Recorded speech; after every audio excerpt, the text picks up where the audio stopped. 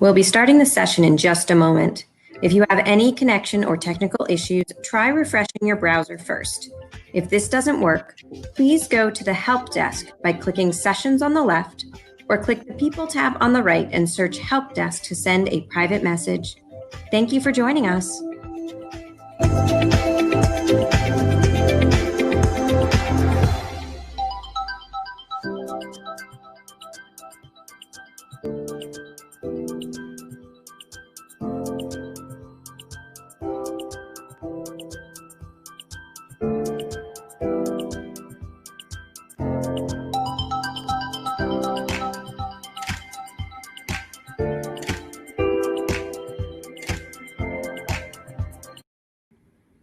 Welcome back, everyone. I hope you enjoyed the networking break and maybe added a few new contacts along the way. And thank you so much to our break sponsor, Oatly, for putting on a mouth-watering culinary demonstration, turning comfort classics into plant-based, plant-forward dishes. If you didn't catch it yet, be sure to head over to the poll section where we have a new poll open asking what you think our health, wellness, and sustainability strategy is most informed by. Be sure to let us know your thoughts before we do a final check-in on the results at the end of the next session. And now, building on our conversations deliberated over throughout the course of this day, we would like to welcome you to Sectors as Catalysts for Change. Here we will explore where change is gaining traction from K-12 school food service to university dining to a craveable fast casual restaurant, and what you as leaders in other parts of the industry can learn from this innovation.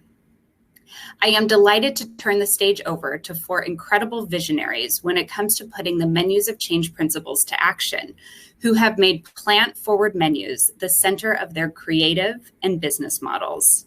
To get us started, I would like to welcome back to the stage Sophie Egan, the founder of Full Table Solutions and co-director of the Menus of Change University Research Collective.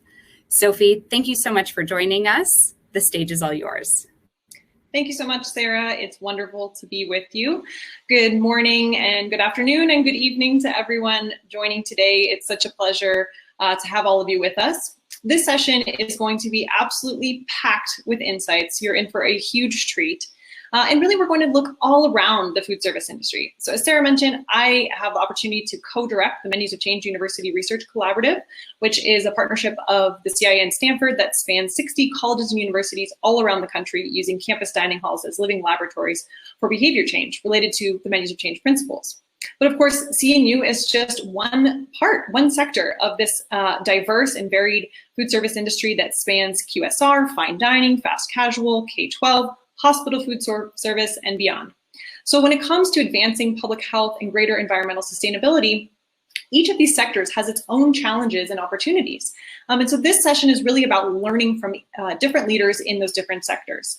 So our three leaders joining us today will touch on how the pandemic has affected their distinct sectors, from challenges to opportunities, as well as what the different generational attitudes and preferences of their guests suggest for the future of the food service industry. So with that, I'm very excited to introduce our first speaker, Michael Rosenberger. He's the director of the Dallas Independent School District. He's also chairman of the Urban School Food Alliance and a member of the CIA Healthy Kids Collaborative. Michael, welcome. Well, thank you, Sophie. I appreciate it very much. And for everyone out there, hello from Dallas, Texas. I ended the session I was just on with a little thing I'd like to share with everyone now, and that is, as far as the K-12 marketplace goes, our students are your future customers. And the experiences that our K-12 students have, they're going to carry with them as they go out into the restaurant, the business, the university, and other sectors of the food service market. So let's look at some ways that K-12 is changing both on a high level and on a more local level. On a national level, the Dallas Independent School District is a founding member of the Urban School Food Alliance, which is a coalition of 12 of the largest school districts' food service departments working together to affect positive change throughout the entire K-12 marketplace from coast to coast. And there's three things I'd like to share with you to give you a sense of what we do. Number one, we were the driving force in the K-12 marketplace to introduce no antibiotic ever chicken throughout the K-12 marketplace. I will tell you, 5 years ago, you couldn't find NAE chicken anywhere in K-12, and now it's an industry standard.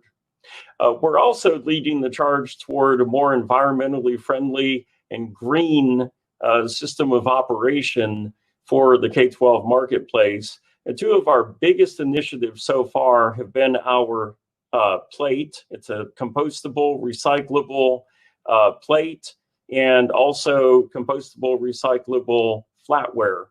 And the combination of these two pieces is removing from landfills hundreds and hundreds of millions of styrofoam plates, trays, and plastic flatware from landfills every single year. And the successes we're having in the Urban School Food Alliance are spreading throughout the entire K-12 marketplace. We're very excited to help contribute to a better experience for students all across our entire country. Next slide, please. But our initiatives don't stop on the national level. On the more local, the state, and the greater Dallas-Fort Worth Metroplex area, I'd like to share three initiatives that we have. Working with our state agency, the Texas Department of Agriculture, we are going local. We are eating local, and we are purchasing local. One of the ways we're doing this, very innovative, is working with our produce vendor, sharing with them fresh fruit and vegetable purchases that we plan to make for the entire year. And then our produce vendor contracts with local farmers and other agricultural producers to grow the amazing fresh fruits and vegetables that are available here in Texas for us to serve to our students. But our initiatives don't stop with just the food on the plate. We also are a driver technology-wise. We use a number of platforms to customize and improve the student experience. Two that I'll share with you. One, we're implementing an order system to where parents of full-time virtual students can place an order ahead of time for 5 breakfasts and 5 lunches for the parent to pick up at the school of their choosing, at the time of their choosing, so that we can make sure that we are providing healthy meals to all students, whether they are in-person learners or virtual students. And finally, we have a big push with a build your own, plant forward menu initiatives. So we have a number of bowls and plates and platters to where students choose their own grain, their own protein, either animal-based or plant-based, and then a variety of ingredients to go, and finally, some amazing flavor profiles. And yet, next slide, the pandemic, of course, has affected all of us in just remarkable ways. Who would have thought in January we would be where we are now? I will share that through this program, we have served 10 million meals to hungry children right here in the Dallas Independent School District.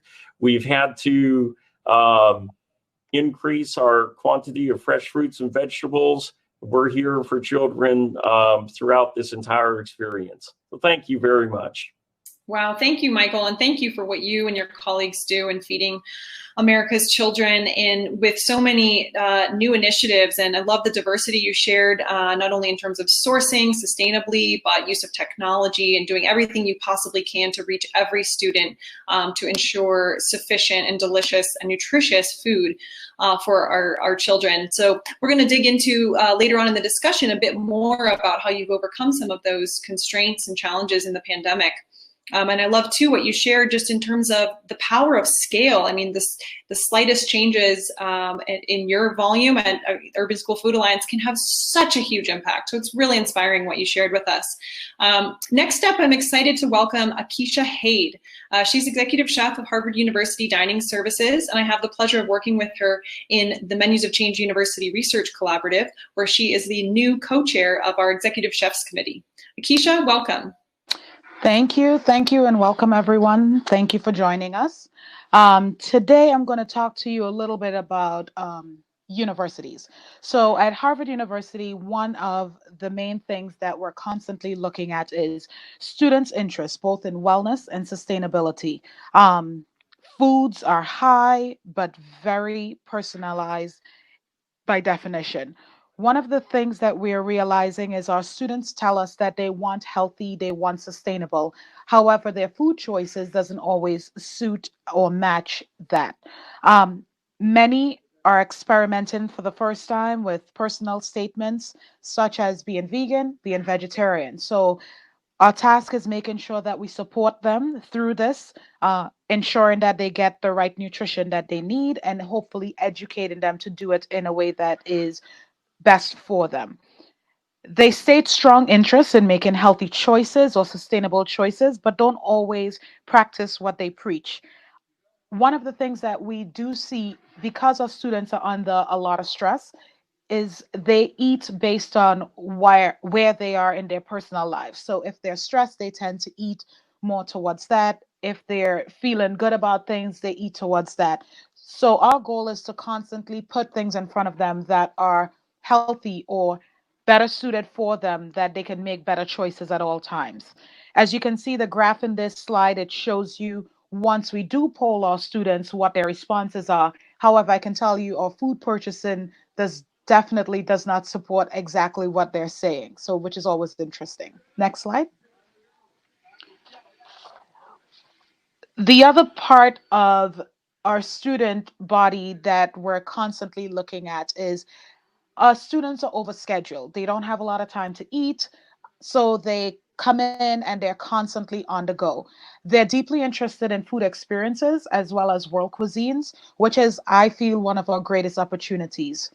We work to navigate and encourage our students to source or show them that we source food that is sustainable, nourishing to their bodies, and hopefully that they can dig more into it and ask more questions about where their food is coming from.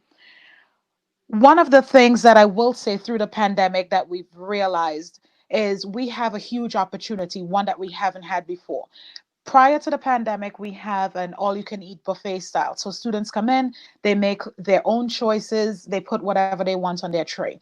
With the pandemic, because everything is pre-portioned and pre-wrapped and labeled for them, now we're seeing that we now have the opportunity to dictate what they eat. And by that, I mean, when you have a container with an entree and two sides and you put grilled chicken with salsa, a quinoa with vegetables, and then you have roasted veg as their side, because it's coming in one dish, now we can help them see that this is a full meal. It has everything they need, but they're more willing to try something that they traditionally would not usually put on their plate. The other opportunity that we've seen is that we are able to use our vendors to our leverage, some of which we've been able to gain more partnership with vendors. We've also lost some vendors, but one of the biggest thing is we've been able to collaborate, and some of the vendors that we may not have expected to be working with have come through for us on a huge scale, whether that may mean streamlining production, helping us produce foods that we traditionally would produce ourselves, but with the pandemic no longer have the staffing to do so. And so we were able to outsource certain items while keeping food quality where we wanted it to be. So I think throughout the pandemic, we can talk more in our Q&A, but there's so many more opportunities that are coming our way. Thank you. So interesting, Akeisha, how you really touched on some, deep differences there between challenges and opportunities, and how you're seeing those. I mean, the example you gave of the difference between aspiration and action, certainly I'm sure many in our audience are familiar with that seeming disconnect. But of course, diners contain multitudes, right? And there's maybe perhaps the difference between intention and what they actually choose, but then also that one part of the day, they may want something really healthy and in line with their goals, and then they may want something more indulgent later in the day. It's so many interesting competing priorities that you're, as the dining service, is really there to meet the needs of. And then also how you mentioned, the opportunities in terms of food choice architecture implications of the pandemic and of the takeout format. So lots more to dig into there. So thank you so much. Our third and final speaker is Molly McGrath. She's chef and culinary director of Roti Modern Mediterranean, and she's also a member of the CIA Harvard Menus of Change Business Leadership Council. Shifting gears now over to the commercial side of things. Take it away, Molly. Hi, well, thank you so much for having me. It's so exciting to get the chance to talk with other sectors because, restaurant people, talk to a lot of restaurant people, but not a lot of school food service or CNU. So our journey through food is obviously a little different than it would be if we had students of any age. So I just wanted to take a quick step back and talk about sort of why and how Roti kind of relates to our discussion today. So next slide, please. So we're Roti. I'm actually going to skip through this because I really want to talk a little bit more about our philosophy, which is a little later on, because our philosophy is something we've always believed in. And just the light of the pandemic has actually sort of strengthened all of our foundations in some very strange and ways that we didn't expect. So that's pretty great. So we're all about three things: people that love you back, food that loves you back, and an experience that loves you back. And we put them in that order for a reason, because we do believe that even though we're eating, we're bringing nourishment into our bodies, it all starts with people. And in our restaurants, the first way you get welcomed in, unless you smell our grills from outside, which does sometimes happen, the first thing you see is someone smiling and welcoming you in. And that's the first form of nourishment you really receive when you get in our restaurants. So we're really proud of that and leaning into that, even in the pandemic, especially around masks. I know we're not here to talk about people connection specifically, but it's so important, and it's become a little bit fraught in recent times. So that's something we're definitely working with. Next slide, please. Our menu at Roti, we are sort of in a spot. I thought Akeisha had a very interesting point about how these all-you-can-eat buffets are getting condensed into sort of not pre-made, but sort of built options for the students. Our guests approach our menu in much the same way, because everything is customizable, everything is build your own. Customers can come in and get a very light salad with a grilled sustainable salmon and a tahini dressing, or they could do a pita and they could stuff it with rice and steak and spicy sauce. So you can really have a very different experience based on what your need is for that day and what you feel like eating. But this still ties back to our philosophy, which is on the next slide. And I just wanted to take the group through this because it's really core to what we're serving and how it's become even more relevant in the times we're going through now. So like all great food stories, ours started with a dream. Our founders, having spent time in Israel, came to Chicago with a vision that the Mediterranean style of eating was something the city really needed. 10 years later, we still understand that the healthiest meals are the ones you also crave, and that food shared is the best nourishment of all. That's why we have options for all types of eaters and all types of eating. Everyone knows that food is important, but our founders came back with another vision, that food is transformative. The right lunchtime meal will change your afternoon, the right dinner will connect you with your friends and family, and the right series of meals will change your life. So that's something that is so important for people to recognize now. Everything you eat goes back to who you are and how your day is going to go and how you're going to feel. So the fact that, next slide please, that our food looks like this, that it's really got a ton of fresh vegetable toppings. We have grass-fed beef, sustainable salmon. We use Freebird chicken, which we're so proud to partner with them. We know that we're giving people a lot of nourishing options. Now, how they choose to put them together is always up to them. But again, to Akeisha's point earlier of putting the right choices in front of people, a beautiful lineup like this, and you're bound to choose some amazing vegetables that would be too much work to make at home and can really make the rest of your day go right. So thank you for taking a little time to listen about Roti, and I'm just so excited to be part of this conversation. Thank you, Molly. That looks absolutely delicious. And as you said, it really hard not to eat heaps of vegetables and in a super plant-forward, healthy, sustainable way. I also really love what you shared about your philosophy and the transformative power of food. And of course, too, the COVID implications in terms of customization and what does that mean when that has become such table stakes, especially in an industry like yours, a fast casual. So really, really interesting to hear all of that. We are now going to open it up, welcome back all of our speakers, and dig into some questions. So my first question is for Michael, and we will be taking questions from the audience, of course, so please share your questions in the chat. My first question, Michael, is getting back to the pandemic implications. You know, from scratch cooking to local sourcing, how have you overcome challenges that are particularly daunting given the constraints of the pandemic, especially in your sector of all sectors? Yeah, I've got a two-part answer for that, Sophie. And part one is both our staff and the children that we serve. We have a motto in our department. We don't just feed the belly, we also feed the heart. And the heart is really what makes the difference. You know, food cooked without love, it's not edible. And we're going to have children coming back. We've had children this summer, and we're going to have children coming back to school who have been through some really tough and scary times. And so, you know, we need to be there, not just to, again, feed the belly, but also be that warmth and that assurance and that continuity that things may be a little crazy, but they're going to be okay. And so getting on to the second part, answering your question, our menu matrix changed dramatically because of the pandemic and because of the style of service that we have right now, which is serving 5 breakfasts and 5 lunches at one time.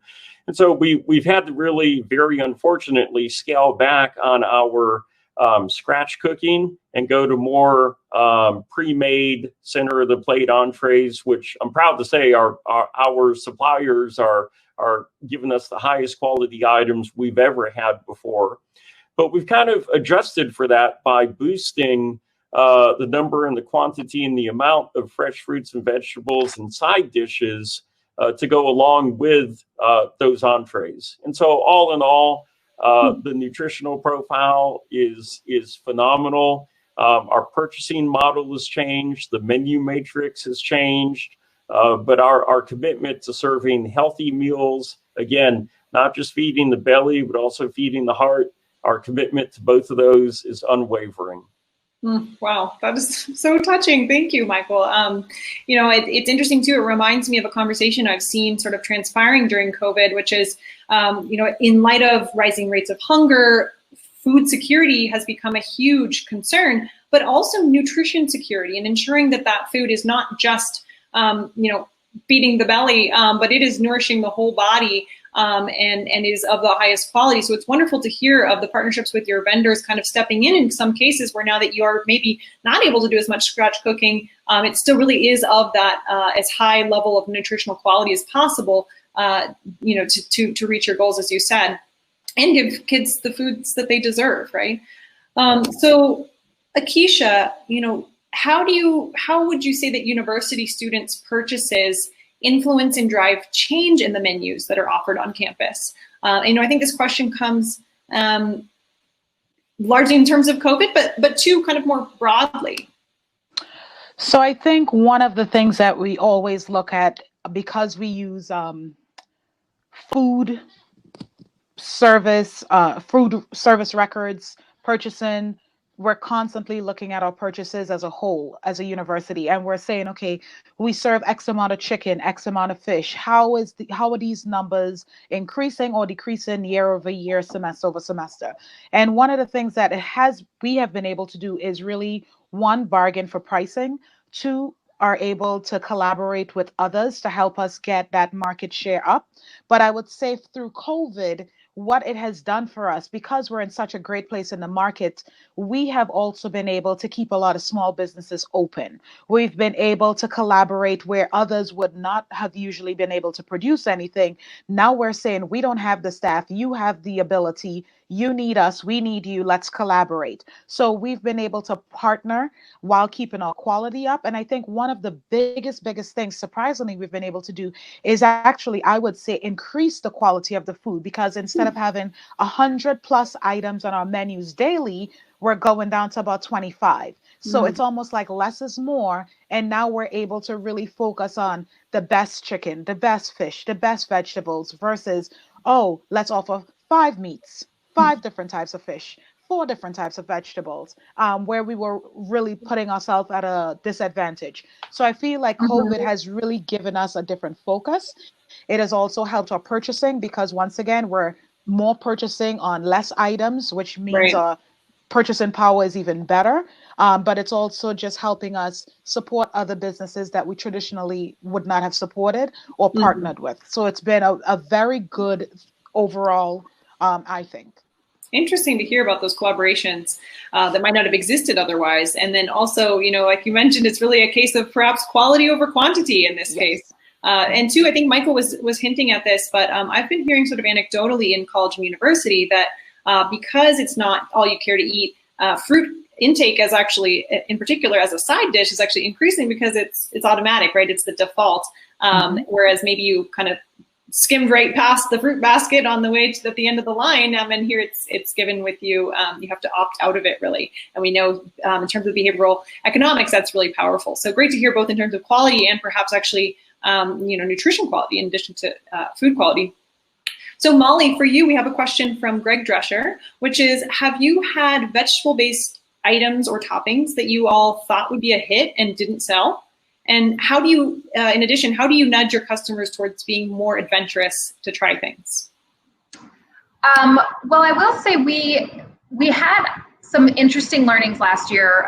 We tested with our customers some sort of plant-based, some pea protein, essentially kefta kebabs, alongside some roasted vegetables. And the decision from our customers was very clear that from us, they didn't want plant-based things. They wanted plants. They just want vegetables, and really open to getting a lot of different types of vegetables. So for us, it was very interesting, especially, I can't open my email any day without seeing news about Impossible Burger or other types of plant-based products like that. And our customer, at least for now, is saying, nope, we want vegetables done the way they're done. So we had an exploration kitchen.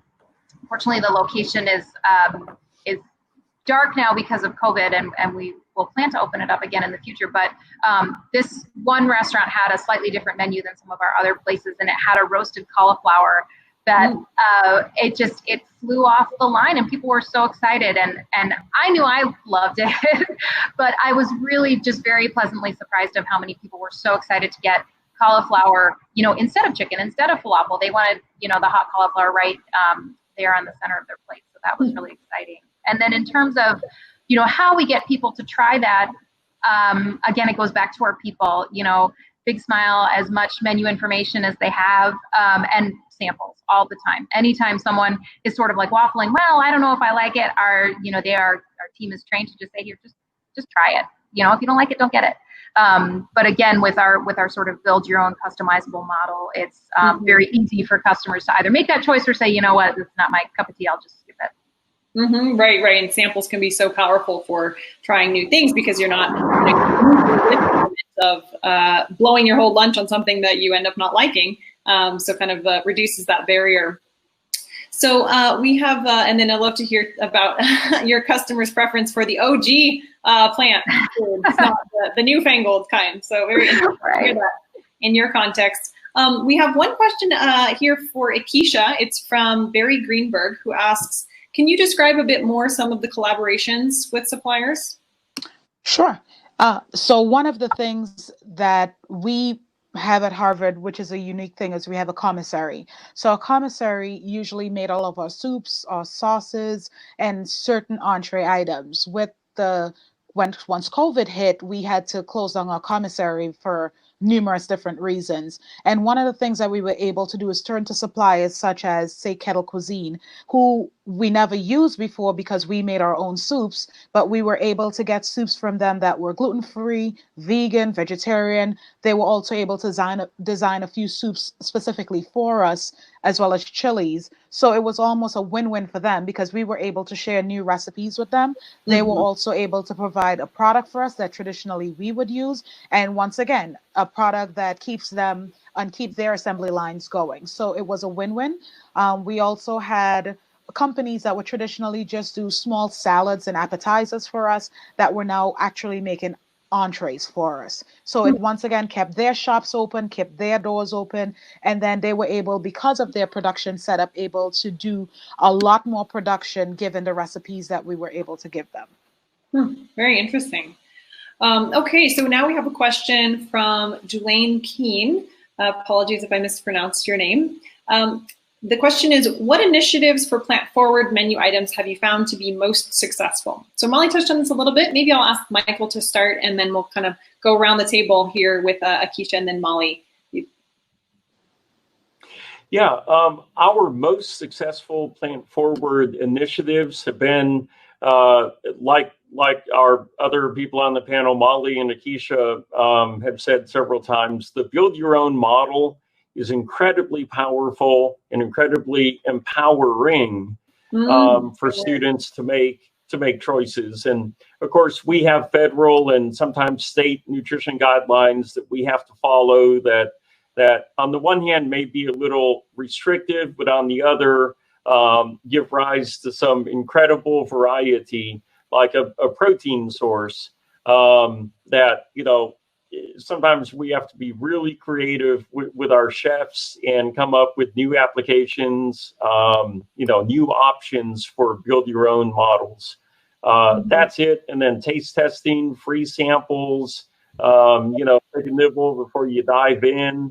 And really the power of positive suggestion and that suggestive selling helps encourage students. That's great. Akeisha, what about you? So to be plant-forward menu initiatives. To be honest, it's funny, and I think it goes back to what Molly said earlier. It is not the items that act or taste like meat. It's actually been extreme flavors, spices, world cuisine, and things that are familiar cooked in a different application. So I always use the example, put curry or stir fry next to any vegetable name, and all of a sudden they're willing to try it. So I think for us, the success has actually been exploring world cuisines and tapping into our staff and foods that they're most familiar with and what they consider to be plant forward versus going to the route of highly processed meat substitutes. Right. That's great. And I mean, obviously Menus of Change principle, of course, is celebrating the traditionally plant-forward cuisines all around the globe. And so that's beautiful to hear that it's working for you. Molly, anything to add on that? Or?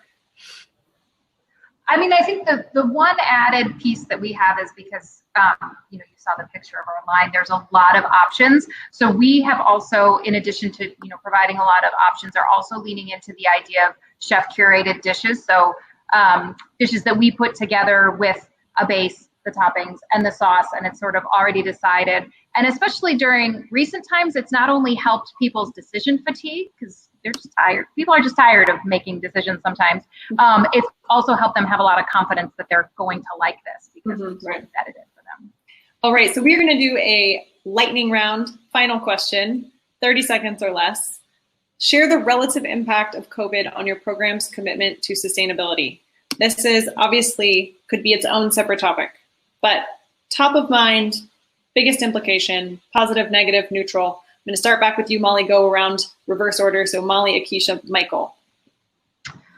For us, I would say it's we have kept the same level of products, but fewer of them. So just really deciding what we love, and if it's not up at the top, it might go away for a time. Okay. Akeisha, biggest implication of COVID on your sustainability program? So I would say that it hasn't impacted much, but it has impacted some of our business lines where we are ordering a lot less of certain items. So it's more of that selective picking the products that are most suitable for the applications now. So all it has done is shifted our purchasing power to some items versus others, even though we still use them, just not as much. Okay. Michael, you get the last word. Biggest implication of COVID on your program's commitment to sustainability, Dallas or Urban School Food Alliance, or both, in 30 seconds or less? All right. Much like Akeisha said, our menu matrix has changed significantly from pre-COVID to what it is now, but the underlying commitment does not change. We are 110% committed to sustainable procurement practices and serving the healthiest, freshest, most nutritious meals possible to ultimately boost student health and boost student achievement. And so while the specifics may change, the underlying foundation, we're not swerving one iota from. That's so well said. Thank you so much to all of our panelists. That's a beautiful place to leave it. We're going to turn it back over now to our host, Sarah, and thank you so much. Yes, again, thank you all so much, Sophie, Michael, Akeisha, and Molly. And even though this conversation is coming to an end on the main stage here, we invite you to continue this discussion with Sophie and purchase her book in the author booth during our networking reception. Similar to the break earlier, we have a range of ways for you to engage with everyone who is also attending today, from your peers and suppliers to the presenters. The slides that you are seeing right now will show you where to find everything. The activities include one-on-one networking, our sponsor expo, and that Meet the Author booth with Sophie Egan that we were just talking about. This week's networking topic is, what menus of change principles do you focus on most in your operation to drive more healthy and sustainable menus? And I did notice that our slides aren't up, so I just want to direct you to the left of your screen where you can find all of those wonderful activities that we just talked about. And I would also like to remind you that you are entered in a raffle each week when you participate. And if you would participate in all 6 weeks, you have a chance to win registration and travel to next year's conference. And last, we want to make sure that you get a chance to offer your opinion on our virtual series. So please fill out the survey, which you can access and you will get in the email. We hope that you will join us next Wednesday for our final sessions of Menus of Change virtual series. You will not want to miss the session on Chefs as Changemakers, where we are joined by Mary Sue Milligan, Carla Hall, Michael Neesham, Kwame Onwachi, and Salase Adedaki for a provocative conversation about rethinking our future in a post-pandemic world. You'll find the full schedule at menusofchange.org. And now I would like to take a final look at our poll results. And our most recent one, which asked, our health, wellness, and sustainability strategy is most informed by, and the answer to this one is the science around health and climate change at 44%, followed pretty closely by customer demand. Well, thank you all so much for participating, and we'll see you the same time, same place next week. Thank you again.